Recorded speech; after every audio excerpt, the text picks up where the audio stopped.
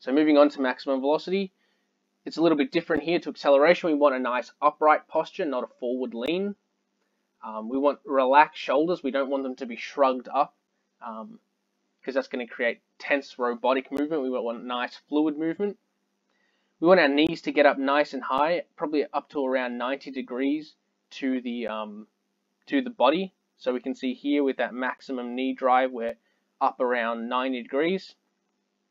And we want to then, when we strike back down with the foot, contact the ground just in front of the center of mass. If we strike the ground too far ahead, so if his foot's here, striking the ground maybe just above his center of mass here, if he strikes the ground too far forward, similar to the acceleration technique when we're talking about having the shin angles, he's going to actually be creating more braking force because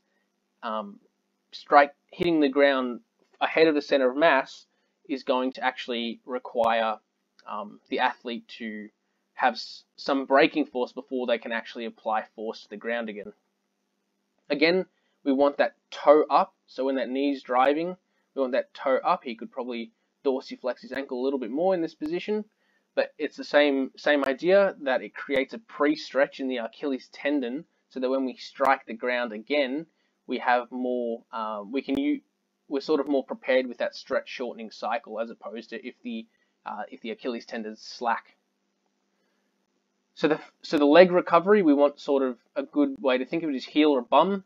So as you can see, his foot drives up and it's striking the ground. So as this foot's coming through, that heel's coming up and almost tucking under the bum, and before it actually then starts driving forward, as we can see here. So this is a continuation. So the strides of maximum velocity running are going to be a lot longer than that of acceleration, because we have so much momentum going forward, and each step we're taking is essentially just continuing that momentum and trying to maintain that maximum velocity. And then because of that, we have very fast ground contact times because we're running so fast, which means that our maximum velocity sprinting is going to rely heavily on the elastic properties of the muscle tendon unit, particularly the Achilles tendon, in order to use the stretch shortening cycle maximally, which is going to allow us to sort of, again, use those elastic properties, which is going to be a lot more efficient and effective than if we were just using our muscular force.